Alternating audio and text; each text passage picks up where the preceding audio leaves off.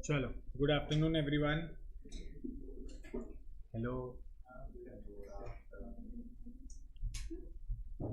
Last class में मतलब कल की क्लास में अपन ने यूनिट नंबर 6 स्टार्ट कर लिया था।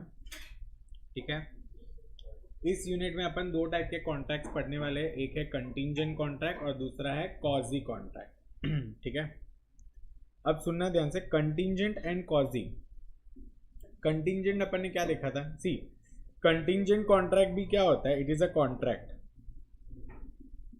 ठीक है, कॉन्ट्रैक्ट टू डू और not to do something. But ये जो to do and not to do है ना, वो डिपेंडेंट होता है किसी कोलैटरल अग्रीमेंट के ऊपर। मतलब या समथिंग, मतलब कोई इवेंट होना चाहिए, तो कहने से it is dependent on collateral event. अच्छा, अब वो इवेंट कैसा होना चाहिए, तो अपन ने देखे थे यहाँ पर कंडीशन देखे थे। सबसे पहले क्या बोला है कि performance would be depend upon the happening और non happening of some event और कंडीशन। फिर ये जो भी इवेंट है वो क्या होना चाहिए, कोलैटरल मतलब रिलेटेड होना चाहिए। कैसा होना चाहिए, साथ ही साथ क्या बोला है, वो जो कोलैटरल या कंटिंजेंट इवेंट है ना, वो प्रॉमिसर का विल नहीं होना चाहिए, मतलब उसकी इच्छा। Are you getting my point? जैसे देखो यहाँ पर जो अपन ने एग्जाम्पल लिया था, A promises to pay B 1 lakh if it rains on 1 April. तो पहला कंडीशन ये है। अब मुझे बताओ, ये कंडीशन कोलैटरल होगा तो चलेगा ना? ठीक है, बट साथ साथ क्या बोले, and A leaves Delhi for Mumbai on a particular day. अरे अब वो दिल्ली से मुंबई नहीं गया, वो तो उसकी विल पे जाएगा नहीं जाएगा उसके कंट्रोल में होता है, तो क्या ऐसे अग्रीमेंट चलेंगे क्या? नहीं। And the event must be uncertain, कोई भी सर्टन इवेंट नहीं चलेगा, वरना वो कंटिंजेंट कॉन्ट्रैक्ट ही नहीं माना जाएगा। Is this crystal clear everyone? Okay, फिर तुम लोगों ने होमवर्क में किया था contingent contract and wagering contract, पढ़ा था नहीं तुम लोग ने? समझ में आया? वेजरिंग गैम्बलिंग होता है और ये क्या होता है, चांस होता है। बराबर, ये क्या होता है, chance. Is this clear? Contingent contract मतलब क्या, कोई चीज होगी भी या कोई चीज नहीं भी हो सकती है। Is this clear everyone? Okay, तो देखो यहाँ पर हम समरी क्या करते हैं, contingent contract is not a void contract but wagering agreement is a void agreement. Okay, अब देखो कंटिंजेंट कॉन्ट्रैक्ट के रिलेटेड कुछ रूल्स पढ़ने हैं। ठीक है, तुम लोग ने डिस्टिंग्विश बिटवीन लिख दिया ना घर से? ओके, अभी आज अपन इसके रूल्स पढ़ेंगे, उसके बाद कॉजी कॉन्ट्रैक्ट करेंगे। Okay, then will take a break. हाँ, यस, वेजरिंग का नेचर कंटिंजेंट जैसा होता है, क्योंकि वेजरिंग में भी क्या होता है, अब वो घोड़ा जीतेगा या घोड़ा हारेगा, उसमें भी तो दो पॉसिबिलिटी होती है ना। यस और नो? मैं एक बार उसको समझाऊंगा, don't worry, after we finish this ना, I will explain you once again. ठीक है, द एंटायर डिस्टिंग्विश बिटवीन। अब सुनो ध्यान से, अब अपन नेक्स्ट क्या पढ़े, रूल्स रिलेटिंग टू एनफोर्समेंट। ठीक है, प्लीज 10 मिनट यहाँ पर ध्यान दो, ये इंपॉर्टेंट है। सबसे पहले क्या बोला है कि कंटिंजेंट कॉन्ट्रैक्ट का एनफोर्समेंट जो है ना, एनफोर्समेंट मतलब क्या, एप्लीकेबिलिटी। कब कंटिंजेंट कॉन्ट्रैक्ट एप्लीकेबल होता है, तो वो होता है ऑन एन इवेंट हैपनिंग, मतलब कोई अगर इवेंट होगा तो ही कंटिंजेंट कॉन्ट्रैक्ट एप्लीकेबल होगा। मैंने क्या बोला अभी, कोई अगर पर्टिकुलर इवेंट होगा तब जाकर कंटिंजेंट कॉन्ट्रैक्ट एप्लीकेबल होगा। देखो ध्यान से, ए contracts to pay B a sum of money, let's take for example 5 crores। आगे देखो एक बड़ा शब्द लिखा है, when B marries C। तो ये इवेंट है, ये क्या है, इवेंट है कोलैटरल। अब अगर B ने C से शादी की तब जाकर A B को कितना देगा, 5 करोड़ रुपए देगा। C मर जाता है शादी होने से पहले। ठीक है, तो मुझे एक बात बताओ, क्या अब शादी तो हुई नहीं, तो क्या ए को देना पड़ेगा बी को 5 करोड़ रुपया? नहीं देना पड़ेगा, क्योंकि इवेंट ही नहीं हुआ। मतलब अगर इवेंट हो जाता, शादी होने के बाद सी मरता तो देना पड़ता ना, क्योंकि कंटिंजेंसी क्या है, शादी होने की। बराबर, event happening. Is this clear everyone? Understood? तो देखो क्या बोला है, where a contingent contract is made to do or not to do anything if an uncertain future event happens, it cannot be enforced by law unless and until that event has happened।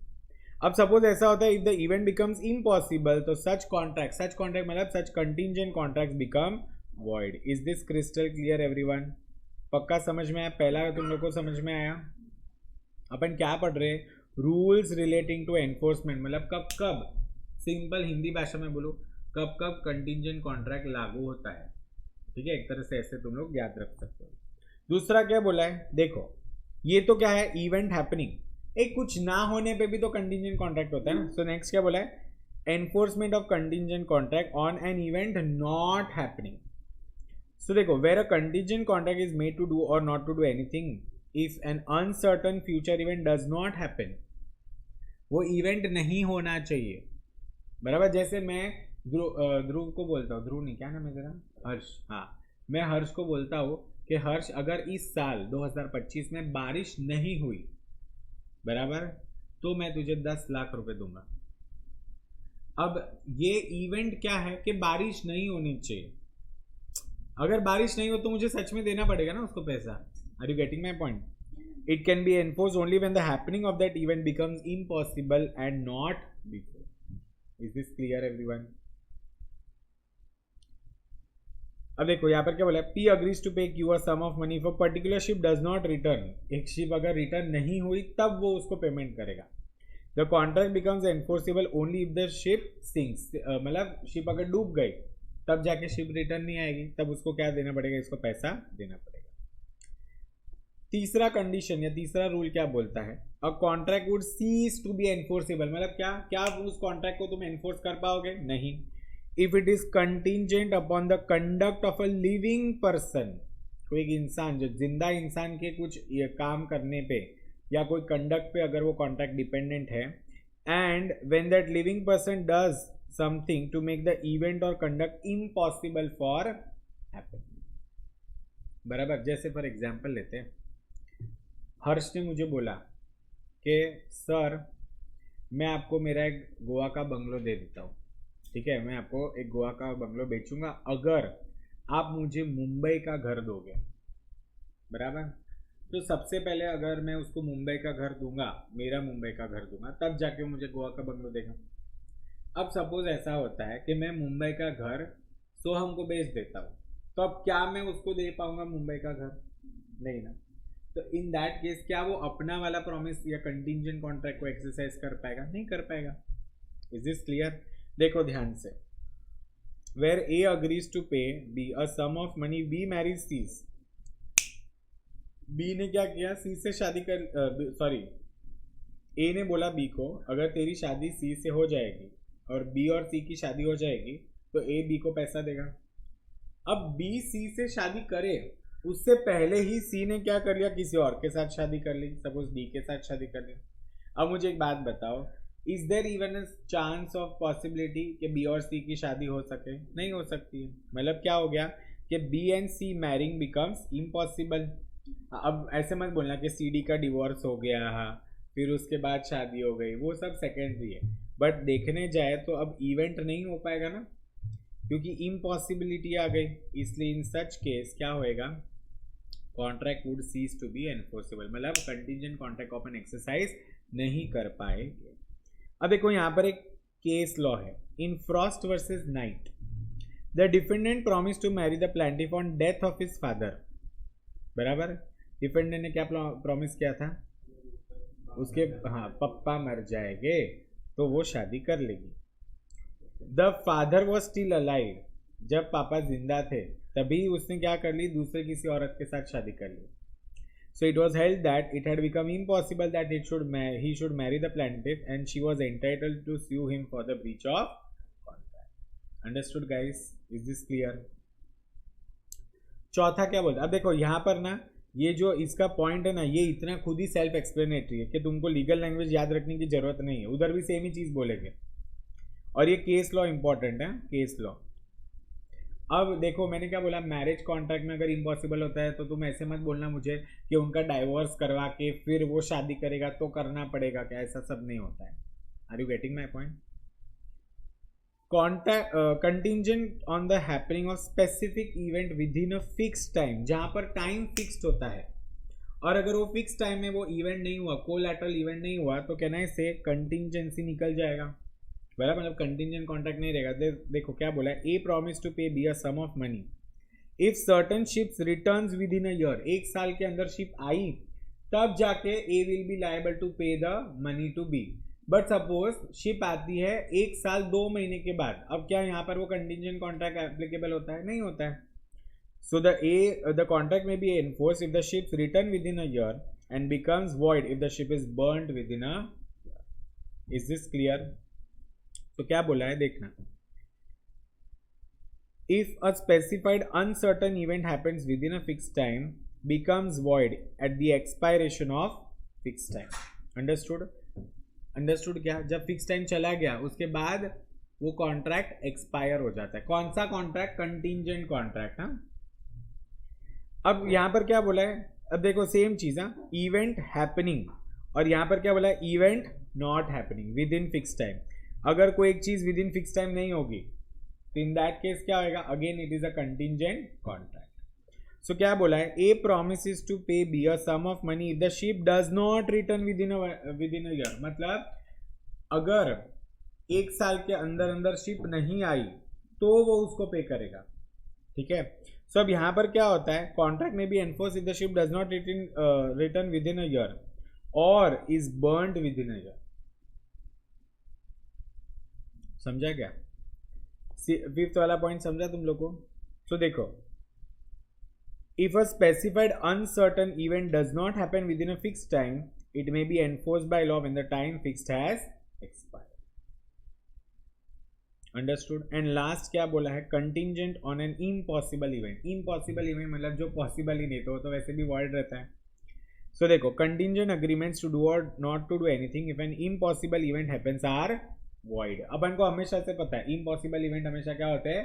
Void होते हैं. ठीक है.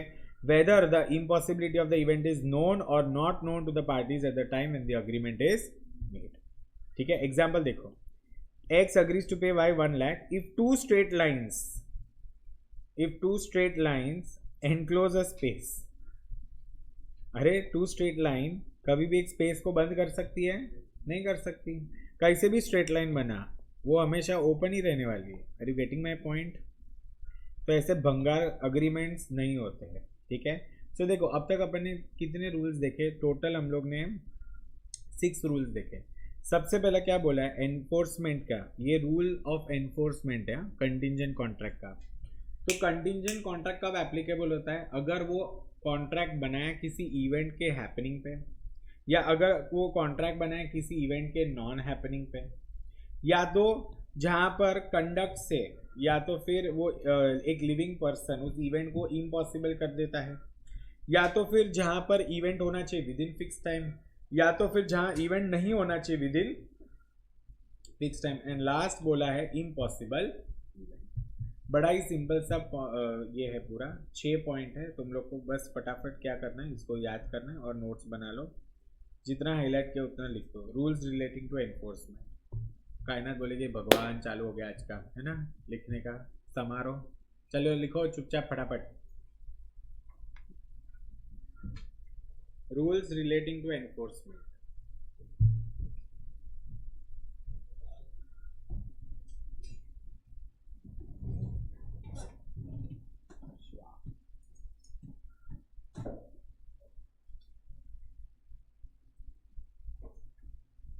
इधर रह गया वो मलाड वाला.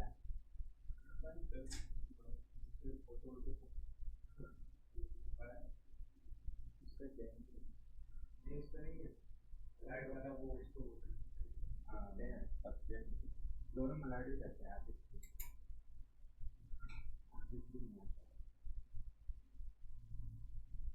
जहाँ तक मुझे याद है वो वाला सत्यम और आदि इधर आगे बैठते थे और दोनों में पीछे बैठते. आप शादी वाला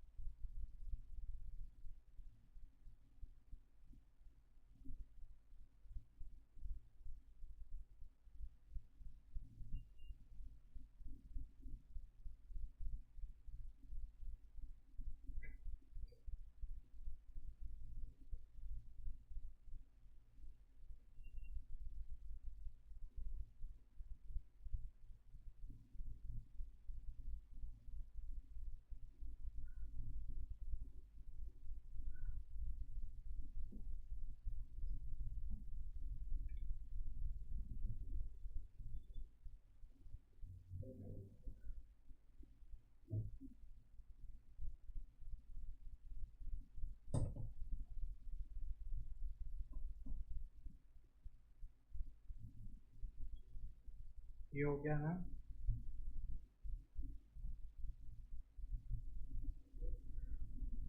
हाँ, केस लॉ लिखने का है।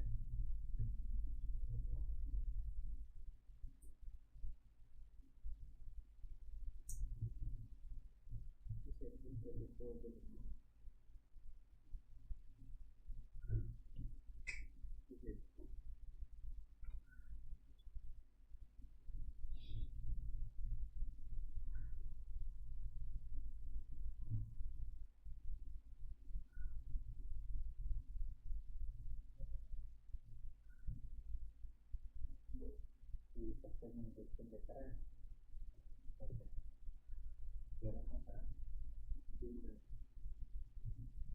इंजेक्शन की जरूरत नहीं, मुझे क्या लग रहा है वीकनेस लगता है, स्ट्रेस भी रहना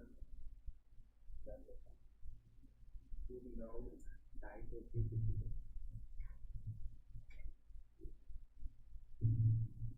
इसको ज़्यादा हुआ तो बहुत कर सकते हैं, हम पढ़ सकते हैं स्ट्रेस में वो अभी करने के लिए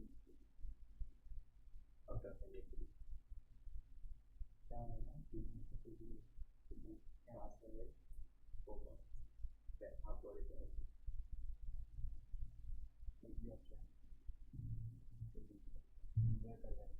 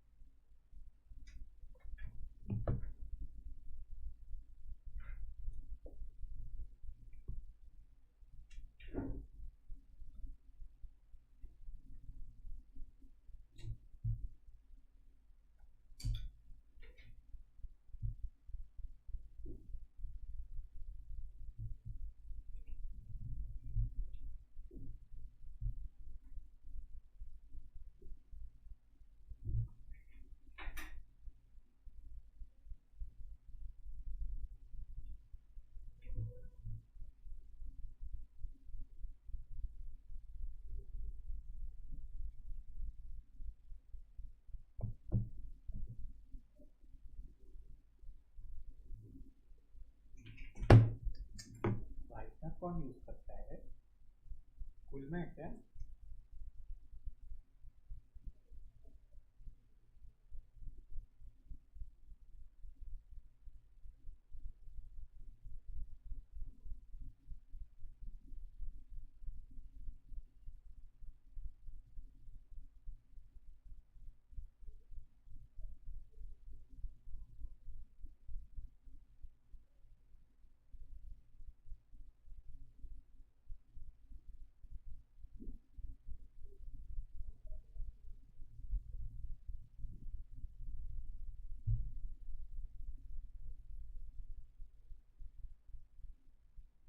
डालो।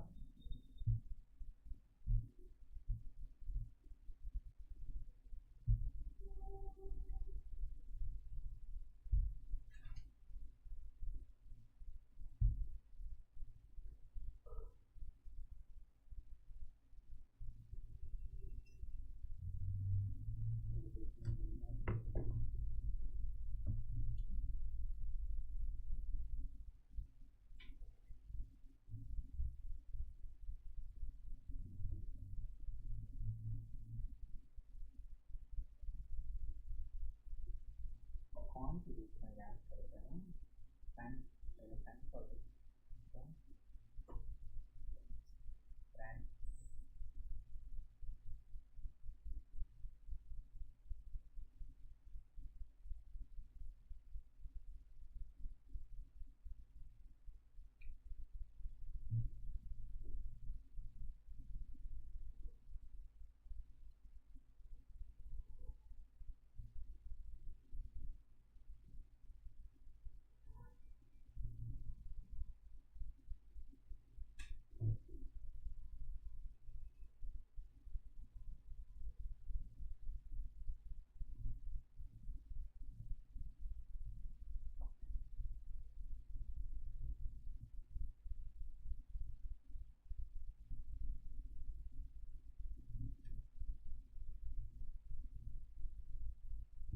हो गया।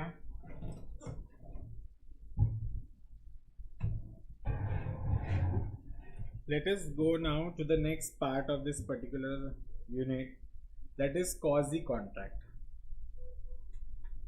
quasi contract ना एक प्रिंसिपल पे है, मतलब ये बोलना ऐसा चाहता है क्वाजी कॉन्ट्रैक्ट कि हम किसी और का नुकसान करके खुद का फायदा नहीं कर सकते।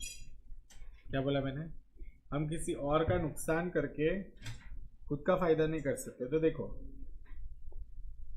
No man must grow rich out of another person's loss, क्योंकि जो क्वाजी कॉन्ट्रैक्ट है ना, ये कुछ ऐसे प्रिंसिपल्स के ऊपर बेस्ड है। जैसे देखो, principle of equity, justice, good conscience.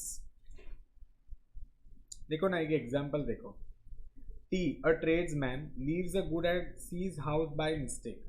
ठीक है, मुझे एक बात बताओ, क्या सी वो गुड्स अपने गुड्स मान सकता है? गलती से हो ना। अरे एक सिंपल एग्जांपल देता हूँ। आज अगर हर्ष तू तेरे घर पे नहीं था, ठीक है, और मैं तेरा नेबर हूँ, तेरा कुछ पार्सल आया, वो पार्सल वो डिलीवरी गाय ने मेरे घर पे छोड़ दिया, तो क्या वो मेरे गुड्स हो गए क्या? नहीं ना। ओनरशिप किसकी है? एक्चुअली तो हर्ष की है। तो वही बोला है, C treats the good as is own. अब अगर सपोज मैं वो प्रोडक्ट खोल देता हूँ, उसको यूज करना चालू भी कर देता हूँ, तो मतलब कहने से now I will have to pay for that, yes और नो, और else I will have to get her a new product. Getting my point?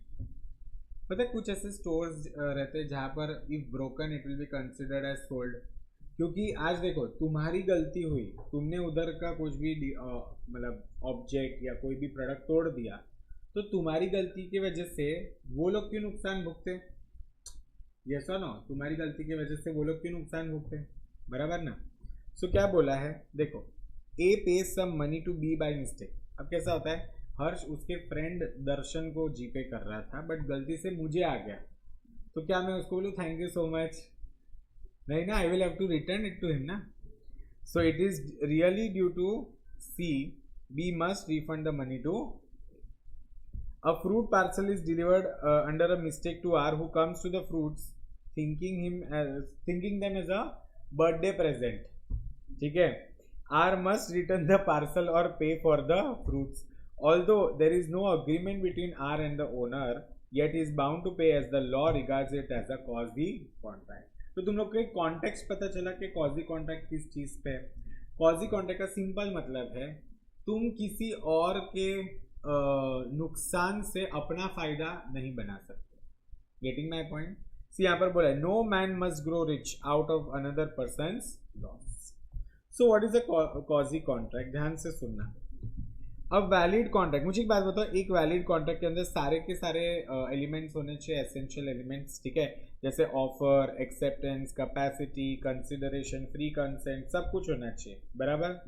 But sometimes law implies a promise imposing obligations on one party and conferring right in favor of other even when there is no offer, no acceptance, no genuine consent, no lawful consideration and in fact neither agreement or promise. इसका मतलब क्या होता है, जब भी quasi contract होता है ना, तो क्वाजी कॉन्ट्रैक्ट कोई प्रथा से नहीं होता. जैसे कॉन्ट्रैक्ट बनाने की प्रथा क्या है, पहले ऑफर करो, फिर एक्सेप्टेंस होना चाहिए, कंसिडरेशन होना चाहिए, free consent. Quasi contract automatically बन जाता है. क्वाजी कॉन्ट्रैक्ट क्या बनता है, ऑटोमेटिकली, ठीक है. सो यहाँ पर क्या बोला है, कोर्ट ने इन सबको बोला है कि ये जो टाइप के कॉन्ट्रैक्ट्स है ना, वो रिजेंबल करते हैं नॉर्मल कॉन्ट्रैक्ट से. मुझे एक बात बताओ, जैसे फॉर एग्जांपल लेते हैं, अगर डिलीवरी गाय हर्ष घर पे होता तो उसी को डिलीवर करता ना, बट वो नहीं था इसलिए उसने मुझे डिलीवरी की. अब मैंने वो प्रोडक्ट यूज कर दिया, ठीक है. So now tell me one thing, am I not liable to pay it to Harsh again? Of course. तो यहाँ पर क्या बोला है, हम ये भले ही कॉन्ट्रैक्ट्स नहीं है बट इनमें जो नेचर है वो कॉन्ट्रैक्ट जैसा ही है, इसलिए हम इनको कैसा ट्रीट करेंगे, as equivalent as a normal contract. Okay. So इसीलिए एक टर्म है क्वाजी कॉन्ट्रैक्ट. क्वाजी का मतलब क्या होता है, क्वाजी का मतलब जो उसके तरह रिजेंबल करता है, ये ऐसा लगता है. सो क्वाजी कॉन्ट्रैक्ट का मतलब क्या होता है, resembling a contract. Quasi contract का मतलब क्या होता है, इज दिस क्लियर. जैसे देखो ना, कुछ सोशल रिलेशनशिप्स वो भी क्या करते हैं, स्पेसिफिक ऑब्लिगेशंस लगा देते हैं. मुझे एक बात बताओ, तुम लोग को मैंने मेरे बर्थडे पे इनवाइट किया, ठीक है, बड़ा सा ऐसे ग्रैंड पूरा ताज होटल बुक किया था, तुम आए. अब जब जब मैं तुम्हारे बर्थडे पे आया था तो मैं तुम्हारे लिए गिफ्ट्स लेकर आया था, तो तुम भी मेरे बर्थडे पे आओगे तो खाली हाथ आ जाओगे? हाँ नहीं ना, तुम भी गिफ्ट्स लेकर आओगे. तो वो भी क्या होता है, एक सोशल रिलेशनशिप की वजह से कुछ स्पेसिफिक ऑब्लिगेशन हो जाते हैं, and these are also known as quasi contract. Is this clear everyone? Understood? Okay. अब देखो, जो भी रिलेशन है ये कैसे रिलेशन होते हैं, क्वाजी कॉन्ट्रैक्चुअल ऑब्लिगेशन. इनको क्या बोला जाता है, quasi contractual obligation. Okay. India में it is also known as certain relation resembling those created by contracts. अब देखो, क्वाजी कॉन्ट्रैक्ट, मुझे एक बात बताओ, क्या असलियत में कोई कॉन्ट्रैक्ट होता है? नहीं. कोई एक ऐसी इंसिडेंट या सिचुएशन होने की वजह से वो ऑटोमेटिकली एक ऑब्लिगेशन क्रिएट करता है which turns into a quasi contract, and hence quasi contract is not a real contract. क्या उसमें सारे के सारे एलिमेंट्स है कॉन्ट्रैक्ट के? नहीं, बट फिर भी वो कॉन्ट्रैक्ट बन जाता है. अब देखो, इसके सेलियंट फीचर्स क्या होते हैं. सबसे पहले क्या बोला है, a right is always a right to money and generally though not always to a liquidated sum of money. मतलब कोई भी एक ऐसा पैसा होना चाहिए, लिक्विडेटेड मतलब क्या, पेनल्टी वगैरह सब नहीं होना चाहिए. Are you getting my point? So जब भी तुम क्वाजी कॉन्ट्रैक्ट देख रहे हो तो यहाँ पर पैसों का इन्वॉल्वमेंट होना ही चाहिए. सेकंड क्या बोला है कि ये अग्रीमेंट से नहीं बनना चाहिए. Are you getting my point? ये अग्रीमेंट से अगर हुआ तो नेचुरल नॉर्मल कॉन्ट्रैक्ट हो गया ना. क्या क्वाजी कॉन्ट्रैक्ट में कोई अग्रीमेंट होता है क्या? नहीं. अगर अग्रीमेंट है तो नॉर्मल कॉन्ट्रैक्ट हो जाएगा. Is this clear? तो कहने से यहाँ पर कोई अग्रीमेंट नहीं होना चाहिए, but it is imposed by law. Are you getting my point? It is imposed by law. And thirdly, ये एक राइट है which is available not against all the world but against a particular person और persons. बराबर. जैसे मुझे एक बात बताओ, तुम्हारे बिल्डिंग में कुछ बच्चे क्रिकेट खेलते थे, क्रिकेट खेलते खेलते उन्होंने क्या किया, तुम्हारा गाड़ी का कांच तोड़ दिया. अब मुझे एक बात बताओ, क्या पूरी सोसाइटी उस चीज के लिए रिस्पॉन्सिबल है? नहीं. कौन उसका पैसा देगा? जिस इंसान ने या जिस बच्चे ने वो कांच तोड़ा है, only that person will be liable. अब सपोज एक बंदे ने कांच तोड़ी है बट खेल रहे थे नीचे 25 लोग, क्या 25 लोगों के ऊपर केस करोगे या 25 लोगों से पेनल्टी लोगे? नहीं. You will file a case और you have a quasi contract only with that person जिसने तुम्हारा नुकसान किया है. Is this clear? सो देखो 3 कंडीशन है. सबसे पहला क्या बोला है, मनी रिलेटेड होना चाहिए, राइट टू मनी. दूसरा कोई भी agreement, it should not be arising out of an agreement, but वो एक कैसा होना चाहिए, इम्पोज बाय लॉ होना चाहिए. एंड तीसरा क्या बोला है, it is not available against the entire world but only a particular person. Is this clear everyone? अब देखो इसमें कुछ केसेस है जिनको कॉजी कॉन्ट्रैक्ट माना गया है. जिनको क्या माना गया है, कॉजी कॉन्ट्रैक्ट माना गया है. सबसे पहले देखो क्लेम फॉर नेसेसरीज, बराबर. क्लेम फॉर नेसेसरी, जैसे एक एग्जांपल लेते हैं कि सपोज एक हस्बैंड और वाइफ थे, उन दोनों का डिवोर्स हो गया. अब डिवोर्स होने के बाद वाइफ क्या करती है, हस्बैंड से, ठीक है, एलिमनी मांगती है, ठीक है, ताकि वो अपने और अपने अगर बच्चे अगर उनको हुए हैं तो उनका वो भरण पोषण कर सके. तो क्लेम फॉर नेसेसरीज, क्या उन लोग के बीच में कोई ऐसा अग्रीमेंट था? नहीं. बट फिर भी यहाँ पर एक कॉन्ट्रैक्ट हो जाता है जिसको क्या बोलते हैं, कॉजी कॉन्ट्रैक्ट. देखो ना, अब दूसरा भी एक एग्जांपल देता हूँ. ए सप्लाइज बी अ ल्यूनेटिक, बराबर. ल्यूनेटिक मतलब जो थोड़ा सटका हुआ है. ओके. अब माइनर, अगर कोई माइनर भी है, with necessary suitable to his condition in life. Now can I say A is entitled to be reimbursed from B's property. ये तो अपने माइनर में भी देखा था सेक्शन नंबर 30 में. यस और नो? यस. वो पर्सनली लायबल नहीं होता है. जैसे फॉर एग्जांपल लेते हैं, हर्ष, अभी तेरी उम्र क्या है? 18. चलो 18 हो गया. Let's take for example is 17. अब उसके अंकल जो इधर मुंबई में रहते हैं वो उसको एक बड़ी सी BMW देते हैं यूज़ करने के लिए. एक बड़ा सा घर देते हैं, जुहू बीच सेटिंग क्या facing, okay, Juhu beach facing घर देते हैं, गाड़ी देते हैं उसको, खाना पीना सब देते हैं, ठीक है.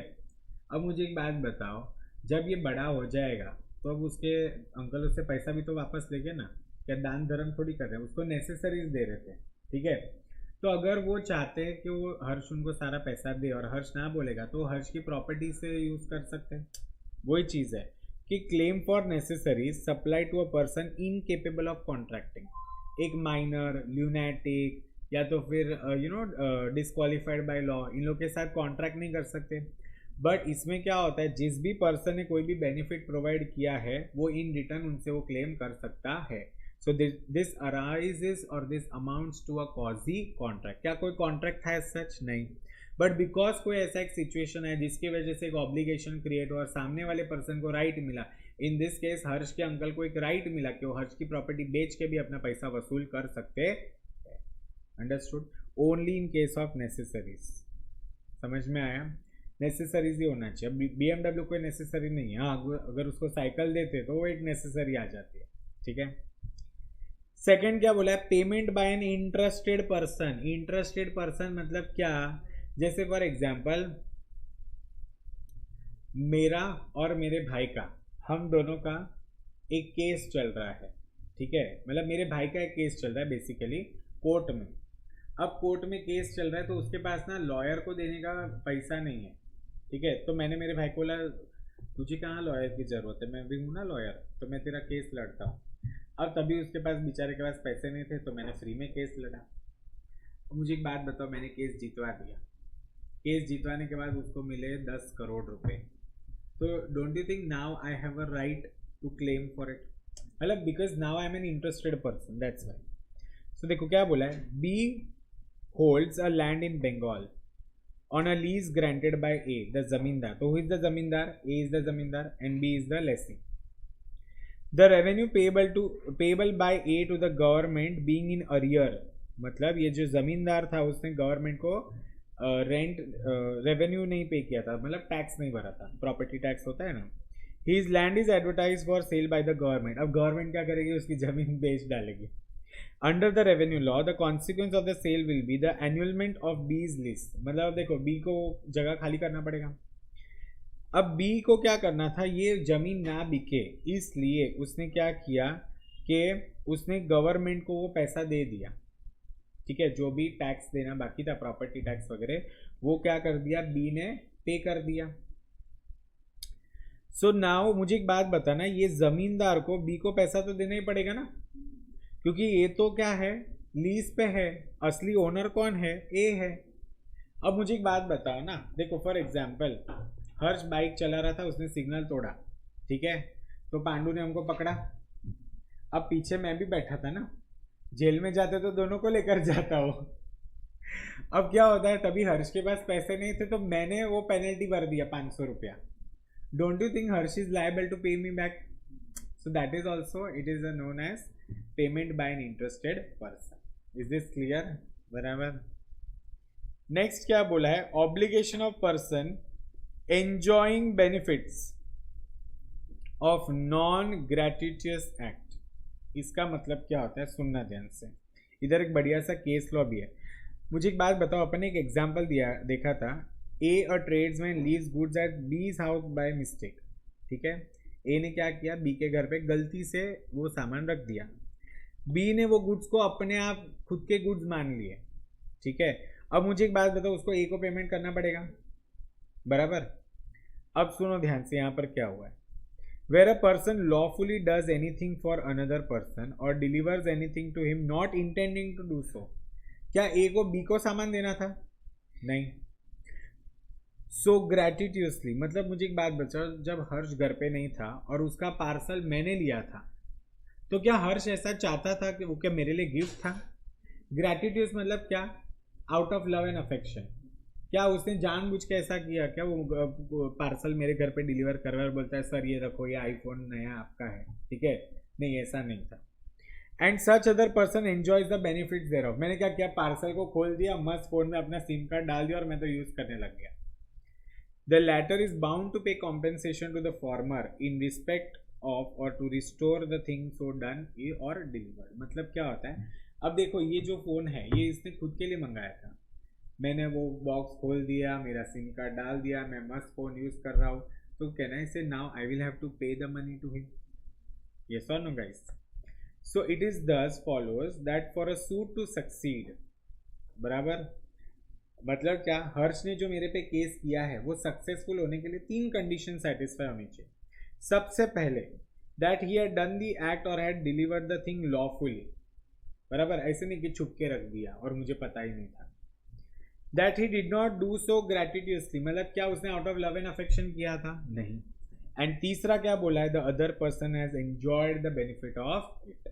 मतलब मैंने, अच्छा सपोज मैंने पार्सल को टच भी नहीं किया, मैंने उसको एज इट इज रखा और हर्ष फिर आता ही नहीं वो पार्सल कलेक्ट करने के लिए, तो मैं थोड़ी डिलीवरी बॉय हूँ कि मैं उसके घर पे देने के लिए जाऊंगा।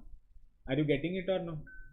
सो तीसरा कंडीशन भी अगर सेटिस्फाई नहीं हुआ, तीनों कंडीशन सेटिस्फाई होना चाहिए, तब जाके हर्ष ने जो भी मेरे ऊपर केस किया उसमें वो सक्सेसफुल होगा। Are you getting my point everyone? Understood? पक्का? Kainat you are sleeping? Understood? और ले टेका, सो जा, घुस जा दीवार के अंदर। अब देखो इधर एक केस लॉ भी दिया है, Shyamlal versus state of UP. Case law में क्या बोला है, वेर के अ गवर्नमेंट सर्वेंट, के कौन है, government servant, was compulsorily retired by government. उसको गवर्नमेंट ने कंपल्सरी क्या दे दिया था, रिटायरमेंट, चलो निकलो घर जाओ। He filed a writ petition, उसने एक कोर्ट में पिटीशन डाला, and obtained an injunction against the order.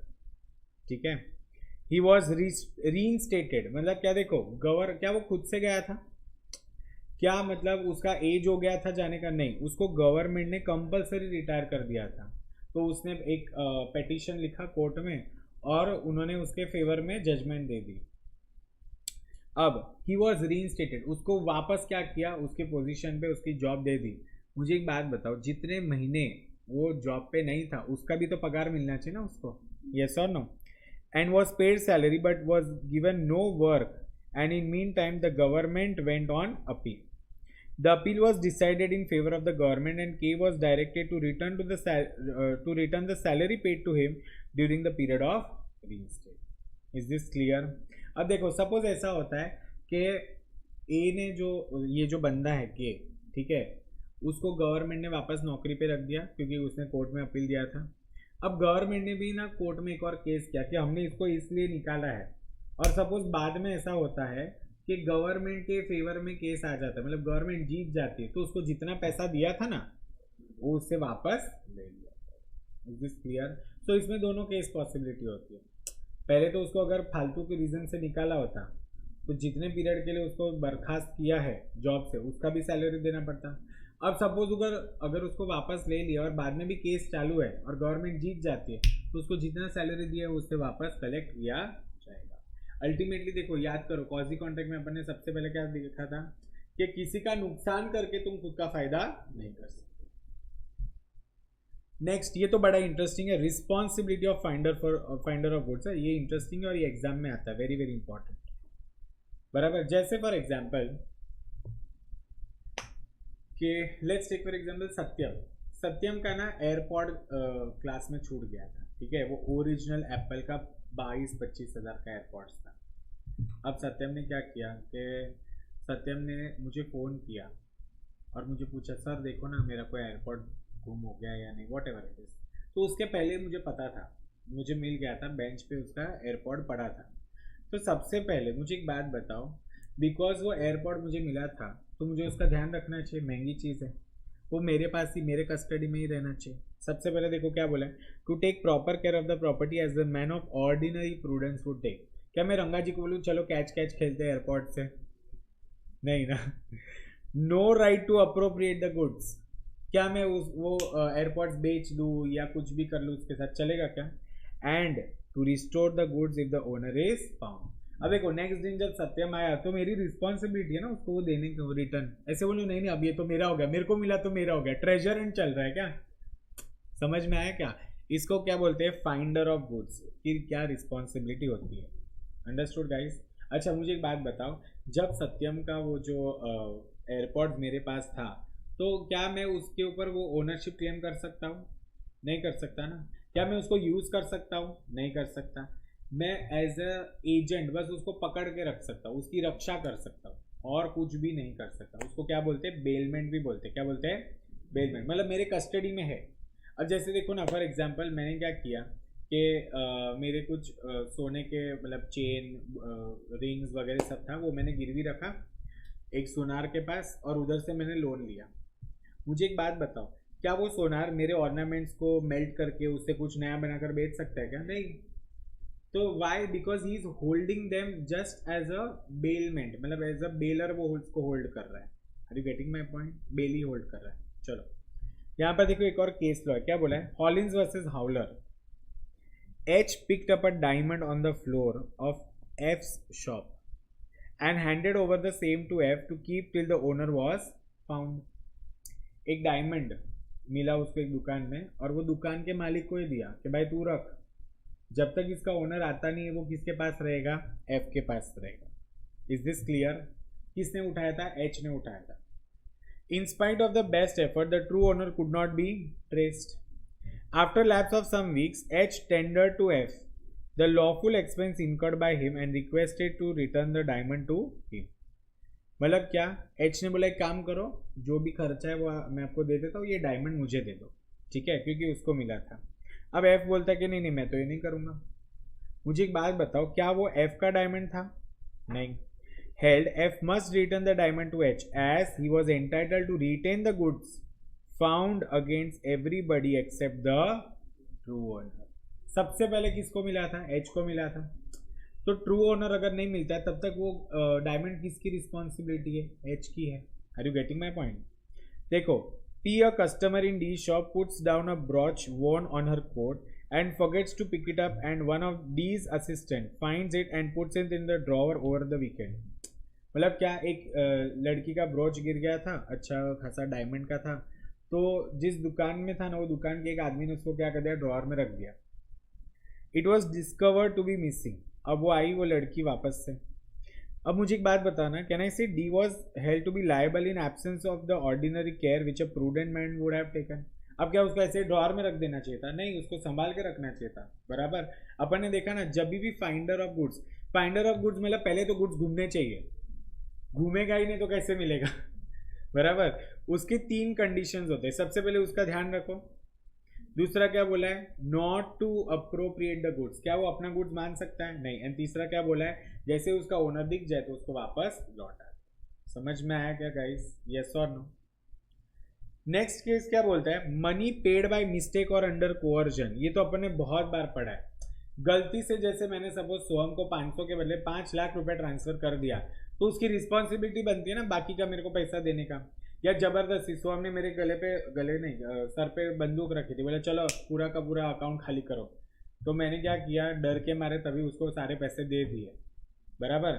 अब रिटर्न में तो मुझे मिलेगा ना पैसा, क्योंकि क्या मैंने खुशी खुशी उसको दान किया क्या, नहीं। सो देखो, a person to money has been paid और एनीथिंग डिलीवर्ड बाय मिस्टेक और अंडर कोअर्जन मस्ट रीपे और return it. Is this clear? इधर केस लॉ है, शिव प्रसाद वर्सेस शिरीष चंद्रा।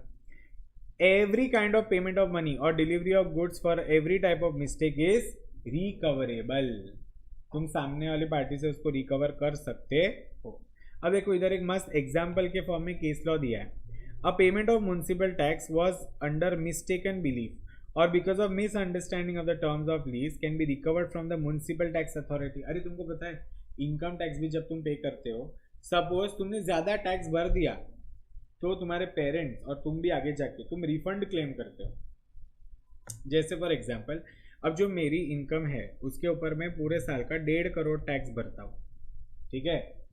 अब 1.5 करोड़ जब मैं टैक्स भरता हूँ तो सपोज इस बार मैंने 1.5 करोड़ के बदले 2 करोड़ भर दिया, बट देखने जाए ना तो मेरा टैक्स सिर्फ 1.8 करोड़ ही आ रहा था, तो बाकी का 20 लाख में क्या कर सकता हूँ, गवर्नमेंट से रिफंड मांग सकता हूँ। गवर्नमेंट ऐसे नहीं बोलेगी अब हमारे पास आ गया ना तो ये हमारा हो गया, ऐसे चलेगा क्या, नहीं। Is this clear? Treasure hunt नहीं खेल रहे, are you getting my point?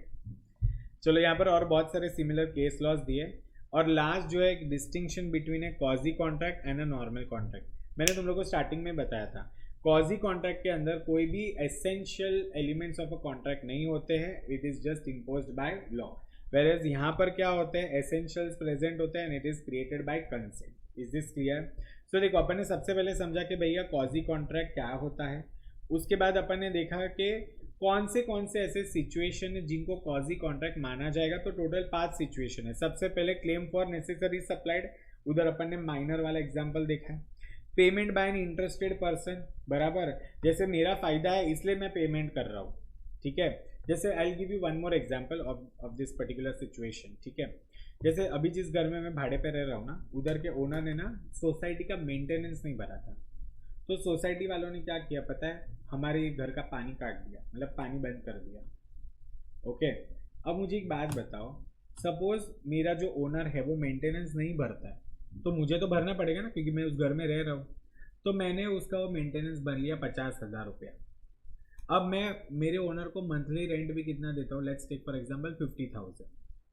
तो मैं क्या करूँगा, उनको सीधा सीधा बोलूँगा अभी जो अगले महीने का रेंट है ना मैं आपको नहीं दूंगा, क्योंकि आपके बदले मैंने क्या किया, मेंटेनेंस भरा है।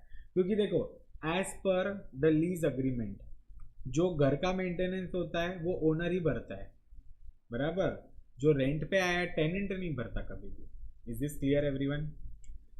नेक्स्ट क्या है, obligation of a person enjoying benefit of a non gratuitous act. मतलब क्या, देखो ग्रेटिटियस मतलब क्या होता है, out of love and affection. अब सपोज तुम मेरे घर पे आए और मैंने तुमको पानी पिलाया, खाना दिया, तो क्या मैं ऐसे बोलूँगा चलो 150 रुपया निकालो, क्या जुड़खा बाकर है क्या, नहीं ना। मतलब मेरा घर है, तुम मेरे स्टूडेंट हो, पहचान के लोग। अरे कभी कभी गर्मी के टाइम पे हम डिलीवरी वाले लोगों को फ्री में मतलब पानी देते हैं, फ्री में देते हैं बट पानी देते हैं, जूस देते हैं, चाय पिलाते हैं, तो क्या उनसे ऐसे पैसा मांगते, चलो लाओ चाय पिलाया ना तो 10 रुपये दो, या कटिंग है तो 5 रुपये दो, ऐसे पैसा मांगने बैठते हैं, नहीं। बट यहाँ पर क्या बोला है, obligation of a person enjoying benefit of non gratuitous. Non gratuitous मतलब क्या, that was not out of love and affection. Harsh घर पे नहीं था इसलिए उसका आईफोन मेरे घर पे डिलीवर हुआ, तो क्या वो मेरा आईफोन है, क्या हर्ष ने बोला आपके लिए गिफ्ट है, नहीं ना। Next, responsibility of finder of goods. ये मैंने तुमको बताया, इसमें 3 कंडीशन होती है। सबसे पहले जिसको भी ये गुड्स मिला है वो उसका प्रॉपर केयर करेगा, ठीक है, वो अपना खुद का गुड्स नहीं मानेगा उसको। एंड तीसरा क्या बोला है, जब भी उसका मालिक मिल जाएगा तो उसको रिटर्न कर देगा। एंड लास्ट क्या है तुम्हारा, मनी पेड बाय मिस्टेक और अंडर कोअर्शन। इसमें भी वो तुमको रिकवर कर सकते हैं, मतलब किसी को गलती से, जैसे फॉर एग्जाम्पल समरीन ने कायनात को 50 रुपये के बदले 500 रुपये दे दिया, तो कायनात थैंक यू बोल के भाग नहीं जा सकती, उसको 450 रुपये वापस उसको रिटर्न करने पड़ेंगे। Understood guys? पक्का? इसके साथ तुम्हारा ये यूनिट भी होता है खत्म। अब एक काम करो, हेडिंग दे दो कॉजी कॉन्ट्रैक्ट। मैं पहले जैसे लिखवाता हूँ वैसे लिखो, हेडिंग दो कॉजी कॉन्ट्रैक्ट। कायनात गुड मॉर्निंग।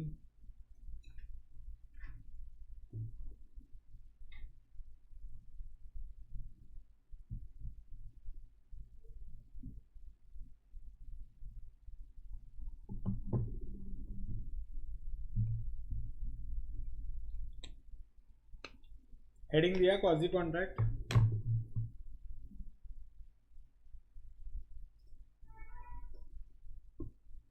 लिखो.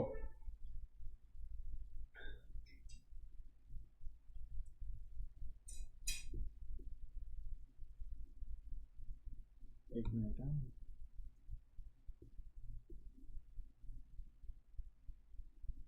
Quasi contracts are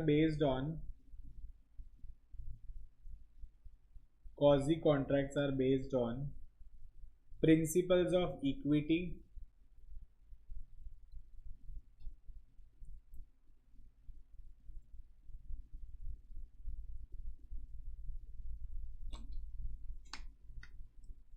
justice and good conscience.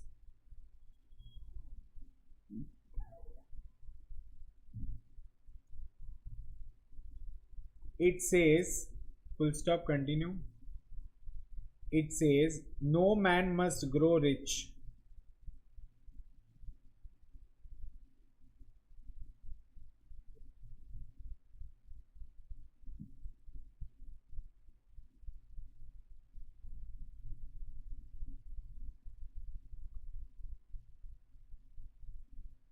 No man must grow rich out of another person's loss. No man must grow rich out of another person's loss.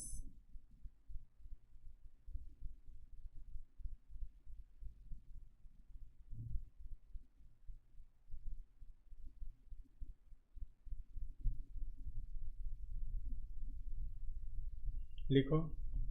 Next line पे लिखो. In the absence of a contract,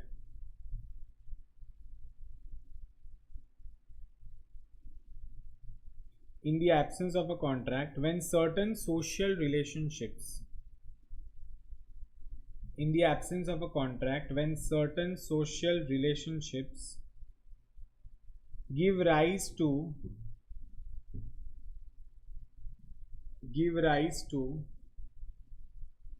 specific obligations,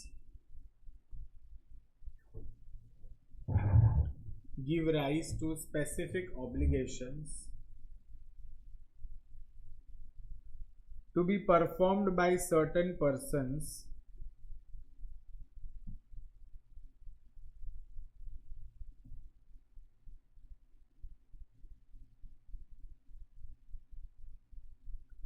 they become quasi contracts.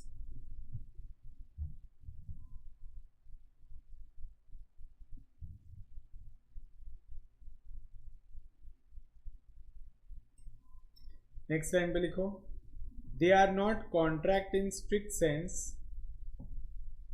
They are not contract in strict sense,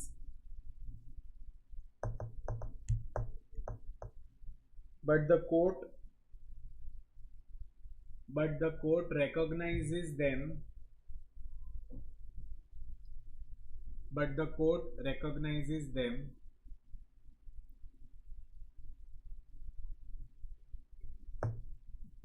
As relations resembling to those of contracts.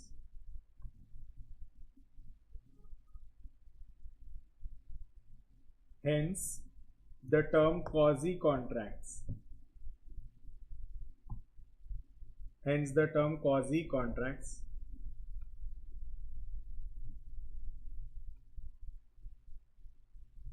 ठीक है. अभी जितना मैंने highlight कर रहा हूँ वो सब लिखते जाओ. इसके सेलिएंट फीचर्स भी लिखना. यहाँ तक पहले लिखो.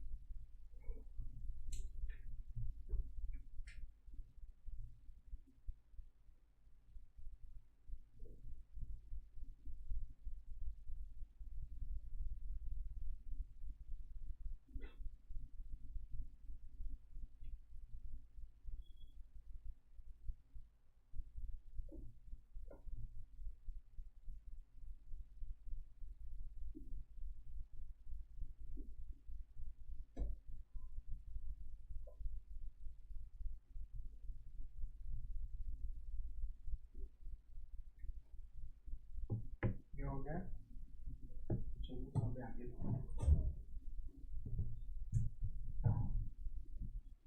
अभी हेडिंग दे दो, cases deemed as quasi contracts. Heading क्या दोगे? Cases deemed as quasi contracts.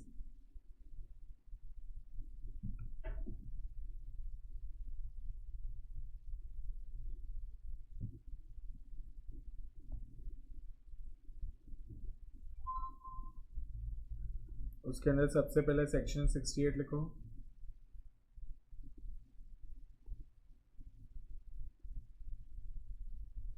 फिर 69,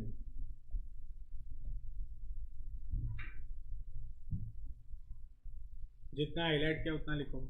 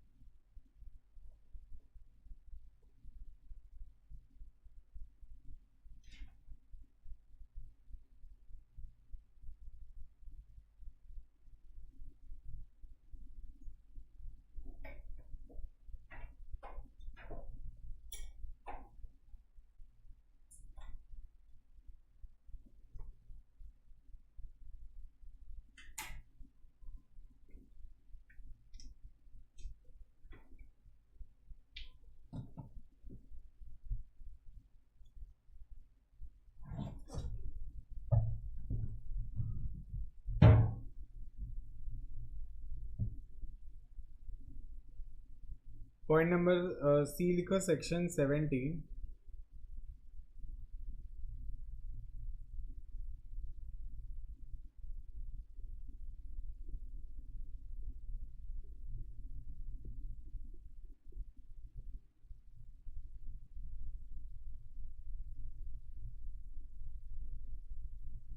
और ये केस लॉ भी लिख लो,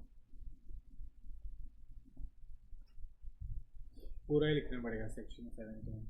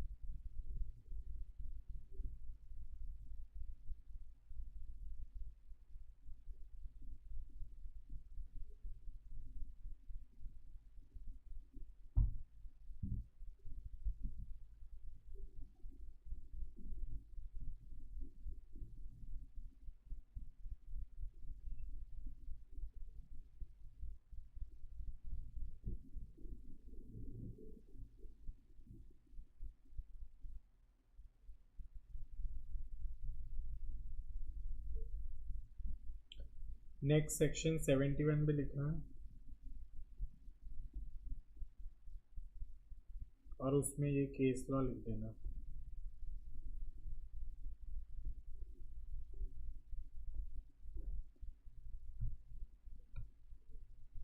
सेक्शन 71 इज इम्पोर्टेंट है।